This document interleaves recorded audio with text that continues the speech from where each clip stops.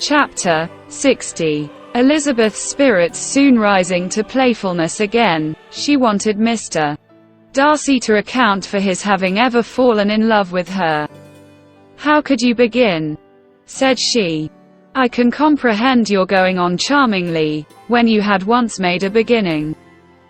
But what could set you off in the first place? I cannot fix on the hour, or the spot, or the look, or the words, which laid the foundation. It is too long ago. I was in the middle before I knew that I had begun.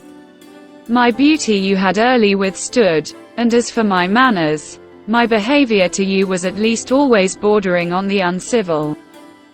And I never spoke to you without rather wishing to give you pain than not.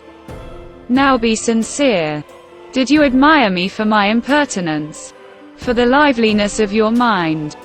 I did. You may as well call it impertinence at once. It was very little less. The fact is, that you were sick of civility, of deference, of officious attention. You were disgusted with the women who were always speaking, and looking, and thinking for your approbation alone. I roused, and interested you, because I was so unlike them. Had you not been really amiable, you would have hated me for it. But in spite of the pains you took to disguise yourself, your feelings were always noble and just, and in your heart. You thoroughly despised the persons who so assiduously courted you. There, I have saved you the trouble of accounting for it. And really, all things considered, I begin to think it perfectly reasonable. To be sure, you knew no actual good of me, but nobody thinks of that when they fall in love. Was there no good in your affectionate behavior to Jane while she was ill at Netherfield? Dearest Jane, who could have done less for her? But make a virtue of it by all means. My good qualities are under your protection, and you are to exaggerate them as much as possible.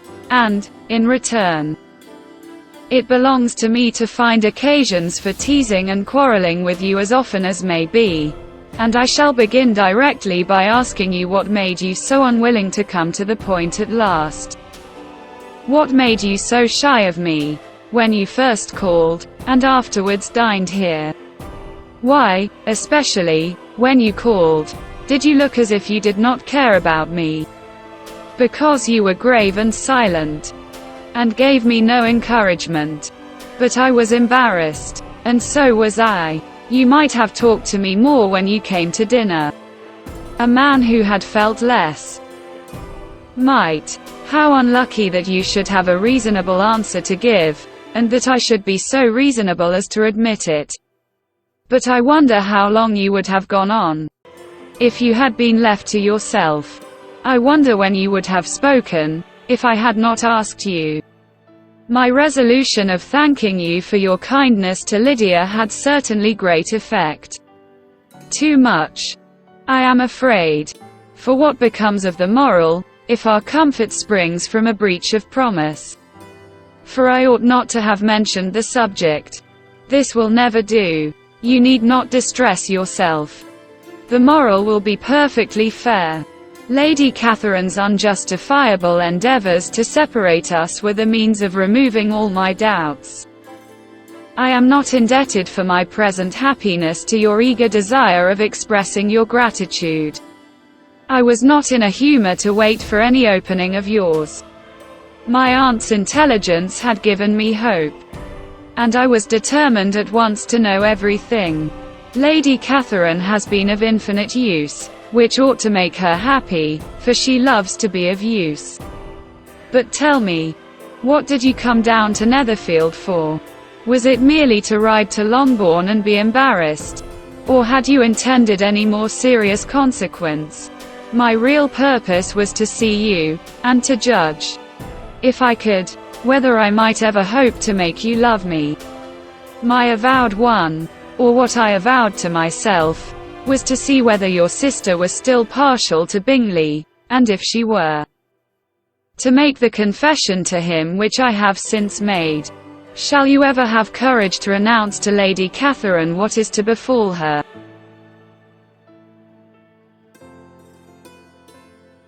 am more likely to want more time than courage, Elizabeth. But it ought to done, and if you will give me a sheet of paper, it shall be done directly. And if I had not a letter to write myself, I might sit by you and admire the evenness of your writing, as another young lady once did. But I have an aunt, too, who must not be longer neglected.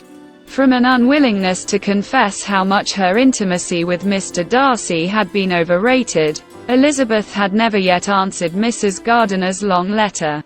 But now, having that to communicate which she knew would be most welcome, she was almost ashamed to find that her uncle and aunt had already lost 3 days of happiness, and immediately wrote as follows. I would have thanked you before, my dear aunt, as I ought to have done, for your long, kind, satisfactory detail of particulars, but to say the truth, I was too cross to write. You supposed more than really existed. But now suppose as much as you choose. Give a loose rein to your fancy, indulge your imagination in every possible flight which the subject will afford. And unless you believe me actually married, you cannot greatly err. You must write again very soon, and praise him a great deal more than you did in your last. I thank you, again and again, for not going to the lakes. How could I be so silly as to wish it? Your idea of the ponies is delightful. We will go round the park every day. I am the happiest creature in the world.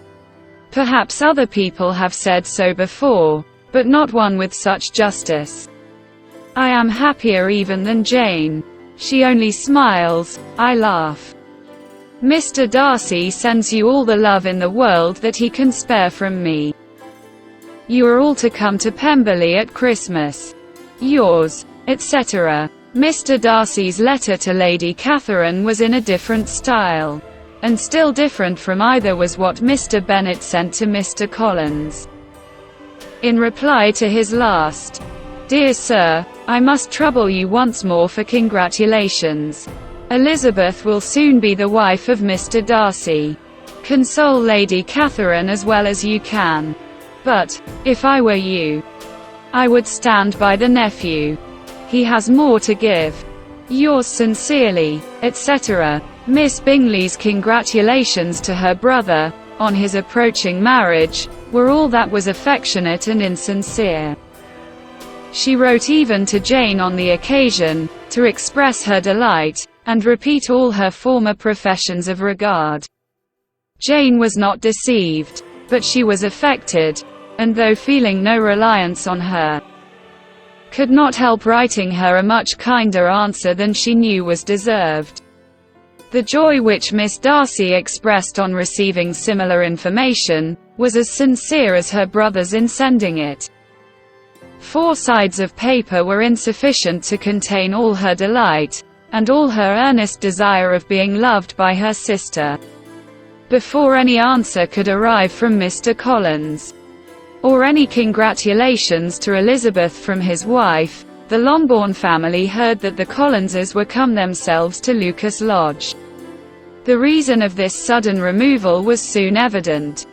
Lady Catherine had been rendered so exceedingly angry by the contents of her nephew's letter, that Charlotte, really rejoicing in the match, was anxious to get away till the storm was blown over.